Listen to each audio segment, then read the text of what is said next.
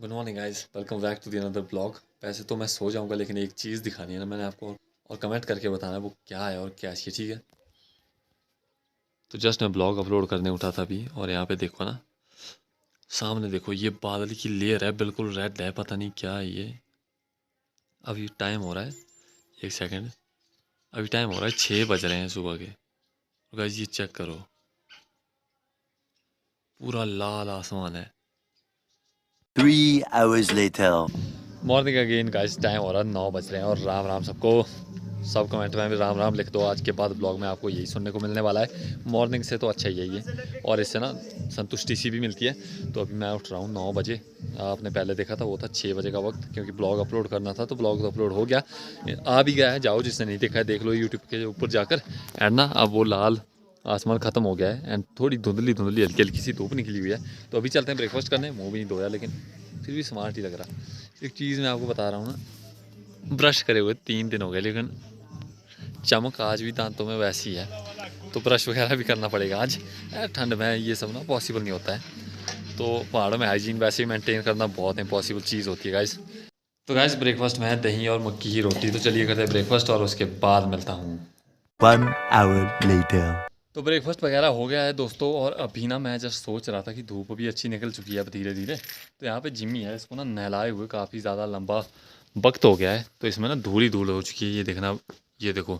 तो मैं सोच रहा हूँ इसको ऊपर लेके थोड़ा नहला देते हैं, क्योंकि इसको भी नहाना होता है ना। जिम्मी ले, ये आज नहाना है?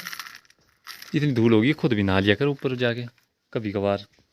तो इतना सुंदर कुत्ता है, लेकिन ये धूल में पूरा बुरा हाल हो गया इसका। तो चलिए इसको भी नहलाते हैं।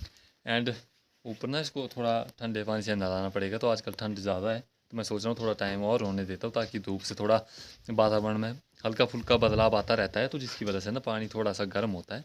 तो फिर दोपहर के 12-1 बजे तक इसको नहलाते हैं। तो दोस्तों मेरे अकॉर्डिंग पेट एक ऐसी चीज़ है ना, जिसके साथ आप वो सारी बातें शेयर कर सकते हो जो कि शायद आप किसी के साथ नहीं कर सकते। इवन अपने जो लव होता है, जो प्यार, गर्लफ्रेंड बॉयफ्रेंड होते हैं, और वो उन लोगों में भी ऐसी बातें शेयर नहीं होती होगी ना, जो एक इंसान अपने पालतू जानवर के साथ शेयर करता है। तो मेरे अकॉर्डिंग तो मेरे पास कुत्ता है ना, तो मेरे इमोशन इंसान की ज़िंदगी में ऊपर नीचे बहुत कुछ चलता रहता है। तो ऐसे में ना मैं कभी भी उदास या बहुत ज़्यादा खुश होता हूँ, या किसी भी चीज़ को लेकर परेशान होता हूँ, तो ये जिम्मी मेरा एक ऐसा मतलब दोस्त है ना, जिसके साथ मैं बैठ के सब कुछ बातें बताता हूँ, और ये बेचारा बैठ के सुनते रहता है। हालांकि ये जवाब तो क्या ही देगा, नहीं होगा, बट इसको बताने से ना सब कुछ हल्का हो जाता है। तो मुझे उम्मीद है कि आप में से भी कई सारे लोगों के पास पालतू जानवर या कुत्ता तो मैक्सिमम लोगों के घर में होगा ही। जिन जिन के घर में है वो कमेंट करके बता दो। और आप अपने इमोशन वगैरह या खुशी या एक्साइटमेंट, जो कुछ भी चीज़ें हैं, वो अपने जानवरों के साथ कभी भी शेयर करोगे ना, तो देखने का अलग सा सुकून मिलता है। तो ये चीज़ें ना बहुत मतलब एक इंसान के जीवन में होनी चाहिए, कि एक आधा पालतू जानवर ऐसा होना चाहिए ना, जिसके साथ आप अपने दुख सुख सब कुछ अच्छा बुरा सब शेयर कर सको। तो मन को ना बहुत ऐसे सुख सा मिलता है। तो मैं तो कभी बगैर कुत्ते के अपने घर में कभी नहीं रहा, बचपन से आज तक। जब इससे पहले का कुत्ता था, तो आपने शायद लास्ट में ब्लॉग में देखोगे तो उसमें होगा वो एक आधे में, फिर डेथ हो गई थी उसकी। तो उसके बाद ये लाया था मैंने, और अब ये जवान हो चुका है पूरी तरह से। और अब ना ये हमारे साथ काफ़ी लंबे टाइम तक रहने वाला है। एंड फिर कभी अगर ये या कुछ नहीं होता है, तो अब मैं और ले आऊँगा एक, क्योंकि बगैर कुत्ते के तो मुझे सुकून मिलता नहीं है। तो कुत्ता तो मेरे पास होना ही चाहिए, चाहे बाकी कुछ हो चाहे ना हो। 1 hour later. तो नहला दिया दोस्तों फाइनली। और देखोगे तो यहाँ पे देखो, ये अब कैसे सोया है मज़े से। चमक गया पूरी तरह से ना, बाल बिल्कुल शाइनिंग मार रहे हैं इसके, देख लो मज़े से सोया है। ठंडे पानी से नहला दिया मैं। ये ना भौंक रहा था, ऐसे काटने को कर रहा था कि इतना ठंडा पानी डाल दिया। खुद तो साले गर्म पानी से नहाता है। तो चलो नहला दिया इसको, एंड अब कुछ काम पेंडिंग है उसको निपटाते हैं।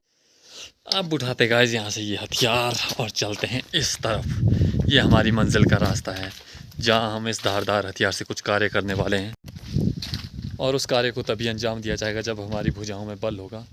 इस कार्य को अंजाम देने के लिए भुजाओं में अत्यधिक बल की आवश्यकता होती है, लेकिन हमें हमारा जो टारगेट है वो दिखाई नहीं पड़ रहा है। तो यहाँ पे सामने कहीं हमारा टारगेट मम्मी ने रखा हुआ है। तो कौन सा वाला है ये? इस धारदार हथियार से इसका टारगेट बनाएंगे अब हम। कुल्हाड़ी का मिशन भी हुआ संपूर्ण गाइस। जब पहाड़ों में नवंबर, दिसंबर और जनवरी, फरवरी ये 3-4 महीने ऐसे होते हैं ना कि कोई कामकाज उतना ज़्यादा रहता नहीं है। हालांकि नवंबर के महीने में थोड़ा बहुत काम होता है, बट जैसे ही सर्दियाँ आती है, जैसे कि ये दिसंबर का महीना हो गया, तो वैसे ऐसे में ना काम बहुत कम हो जाते हैं और लोगों को ना सिर्फ ऐसा ही होता है कि हाँ बस धूप वगैरह सेको एंड अपने जो छोटे मोटे काम काज है, जैसे पहले ऊन वगैरह उसको बुनाई करते थे, उसकी बहुत चीज़ें होती थी पुराने वक्त में। तो आजकल ऐसा कुछ नहीं होता है। तो आजकल मनरेगा का काम चला हुआ होता है और जो लोग थोड़ी बहुत सब्जियां जैसे लहसुन प्याज वगैरह लगाते हैं, तो ऐसे में व्यस्त रहते हैं। तो हमारे पास भी ना उतना कुछ खास काम काज है नहीं। तो मैं भी सोच रहा था कि क्यों ना सर्दी के लिए लकड़ियाँ हमें इकट्ठा करनी है, तो उसके लिए कोई सूखा सा जंगल में जाके पेड़ देखूँ और जो पावर चेन होती है, जो कटर जिसे हम कहते हैं, तो उसको लेकर ना 1-2 दिन में वो तैयार करते हैं। क्योंकि बर्फ़ में मोटी लकड़ियों का ज़्यादा काम रहता है, क्योंकि मोटी लकड़ियाँ लंबी देर तक जलती है और जिसकी वजह से ना ज़्यादा खपत भी नहीं होती लकड़ियों की एंड अच्छा खासा जो है टाइम भी स्पेंड हो जाता है। तो ऐसे में मैं सोच रहा था कि जंगल में जाकर कोई मोटी लकड़ियाँ देखता हूँ और जिन्हें 1-2 दिन में तैयार करते हैं। और जो हमारा घर का काम है, तो पत्थर भी यहाँ पे आप देखोगे ना, तो नीचे जो है चट्टा लगभग आधा हो चुका है और इतने ही पत्थर हमें और चाहिए, जो कि निकाल तो दिया, लेकिन घोड़े वाले को जो मामू जी हमारे, उनको कुछ काम पेंडिंग रह गया है, तो वो 1-2 दिन से आ नहीं रहे हैं। तो जैसे ही कल परसों वो आते हैं तो ये पत्थर भी कंप्लीट होते हैं। तो यहाँ पे हमारा काम जो स्टार्ट होने वाला है वो यहीं होगा नीचे का, इस खेत में। तो चलिए वो तो मैं आपको बाद में दिखाऊंगा ही जैसे ही स्टार्ट होता है। तो फिलहाल तो भी मैं फ्री था, तो चलिए इंस्टाग्राम के लिए कुछ शायरी, कुछ रील बना लेते हैं यार। सबकी वायरल होती है, ट्रेंडिंग ऑडियो पे भी बना दी, सब कुछ कर दिया है ना। यूट्यूब पे व्यूज़ आ रहे हैं ना इंस्टाग्राम पे आ रहे हैं। तो पता नहीं ऐसी कौन सी किसकी नज़र लगी है, ऐसा कौन सा कांड हो गया जिसकी वजह से व्यूज़ नहीं आ रहे। तो ऐसे में कहीं ना कहीं तो मेहनत करनी ही पड़ेगी। अब इंस्टाग्राम पे ना सही, यूट्यूब पे ना सही, तो फेसबुक पे कहीं ना कहीं कुछ कमाना तो पड़ेगा ही। तो इंस्टाग्राम के लिए कुछ रीलें बना लेते हैं। तो जिसने भी फॉलो नहीं किया है जाओ कर लो, ठाकुर मनु 007 ID है, फॉलो करो। जो रील मैं बनाऊँगा खुद की अपनी आवाज़ में, खुद के लिखे हुए लिरिक्स। तो गाइज़ बस शेयर करना है रील, अगर पसंद आती है तो। ब्लॉग भी अगर आप पूरा देखते हो ना, तो दोस्तों में शेयर किया करो। फिलहाल हमारे पास कोई कंटेंट नहीं है, ना मेरे पास कोई उतना अच्छा कैमरा है, ना कोई वॉइस के लिए उतना अच्छा माइक है। तो फिलहाल तो कुछ चीज़ें नहीं है, बस ये सेटलमेंट जुगाड़ एक टाइप का आप बोल सकते हो, उसी तरीके से चला हुआ है। पर जैसे ही धीरे धीरे हमारे पास गैजेट आते हैं ना, तो आपको क्वालिटी में, हमारे कंटेंट में बहुत चीज़ें इंप्रूवमेंट देखने को मिलेगी हर फील्ड में। बट उसके लिए अभी टाइम लगने वाला है, तो बस बने रहो। फिलहाल अपने भाई को सपोर्ट करते रहो, जैसे करते रहो वैसे ही। चलो चलते हैं, रीलें बनाते हैं एंड इंस्टाग्राम पे डालते हैं। 1 hour later. Guys yes be done it, हमने रील बना ली। काफ़ी ज़्यादा टेक लेने पड़े मुझे एक शायरी बनाने के लिए, और ये शायरी मैं तुम्हें इंस्टाग्राम पे डाल दूंगा और यूट्यूब पे भी डाल दूंगा। जिसने देखना होगा ना, कमेंट करके बताना है कैसा है। खुद के लिरिक्स से, भाई की खुद की लाइनें हैं, जो कि कुछ याद करके ही लिखा जाता है। जिसके दिल में दर्द होता है वही शायरियाँ डायरियाँ भर सकता है, बाकी तो हर किसी के बस की बात भी नहीं है ये। तो अभी हमें काम है बहुत कुछ यहाँ इस रूम में ना। मैंने यहाँ पे इधर सामने 1 घंटा लगा दिया लगभग, और 1 घंटे में मैंने सिर्फ 15 सेकंड की एक शायरी बनाई है। सोच सकते हो आप कितने ज़्यादा टेक लिए होंगे मैंने, क्योंकि गड़बड़ हो जाती है तो कोई कैमरा होल्ड करने वाला भी है नहीं, सब कुछ खुद ही देखना पड़ता है। तो ऐसे में ना दिक्कत हो ही जाती है, और कई बार फिर कुछ हो जाता है, कई बार बाल सही ढंग से सेट नहीं रहते, कई बार कुछ हो जाता है। तो ऐसे ऐसे करके भाई ने बहुत मेहनत करके एक रील बनाई है, इंस्टा पे डाली है, फॉलो कर लो वहाँ पर भी। यूट्यूब पे आप नए हैं तो सब्सक्राइब कर दो और भाई की रील देखो। तुझे चाहना, तुझे चाह कर लिखना, तुझे लिख कर पढ़ना, तुझे पढ़ कर याद करना, तुझे याद करके मुस्कुराना, बस इतनी सी मोहब्बत है तुझसे। इसका भी हो चुका है लंच टाइम, और मैं और जिमी जाने वाले हैं इवनिंग वॉक के ऊपर। चलेगा जिमी? चल गेट रेडी, मैं भी रेडी हूँ।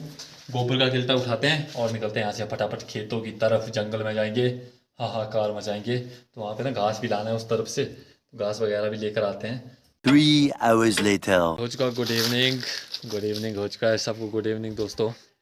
तो अभी आपके भाई को ना आपने सुना होगा कि लोगों को एज ए चीफ गेस्ट बुलाया जाता है, एज ए मतलब जो भी होता है ना महान आत्मा बुलाया जाता है।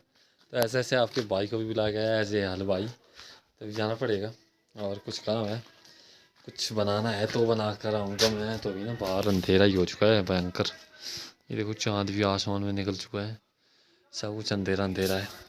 चलिए चलते हैं गाँव में और आते हैं उसके बाद वापस। एंड वापस जब आएंगे ना भाई, तो तब तक रात हो चुकी बहुत ज़्यादा। फ़ोन को छोड़ जाऊंगा मैं घर में, क्योंकि इसमें चार्जिंग है नहीं। तो मैं उम्मीद करता हूँ कि आपको ये ब्लॉग पसंद आया होगा। पसंद आया है तो लाइक करो, चैनल पे आप नए सब्सक्राइब करो और दोस्तों में शेयर करो। मिलते हैं कल एक और नए ब्लॉग के साथ, तब तक के लिए अलविदा, बाय बाय।